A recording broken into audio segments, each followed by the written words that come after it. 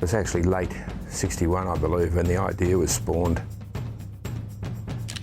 Kind of is a meeting of the tribe or gathering of the tribe, and that's what happened from the very early days when Peter Troy and Vic Tanto started the event.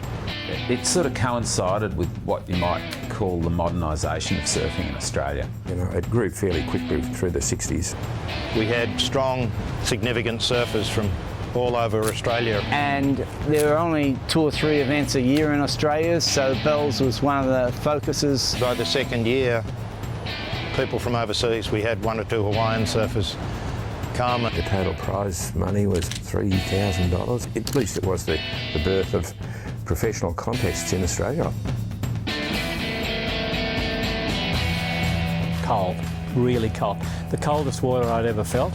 You know, how those guys had to deal with it, no leg ropes, you know, big old single fin boards, no wetsuits. And light a big fire at the bottom of where the stairs are now, and you'd cook yourself because we had no wetsuits. So you'd only be wearing either surf trunks or even, you know, Aussie sluggo swim briefs. And I remember guys before me, you know, they used to wear those Aussie rules sweaters, you know, the wool things, that you figure that would be even colder because it'd probably have a chill factor going with it, you know. So. It was a different era and still very competitive.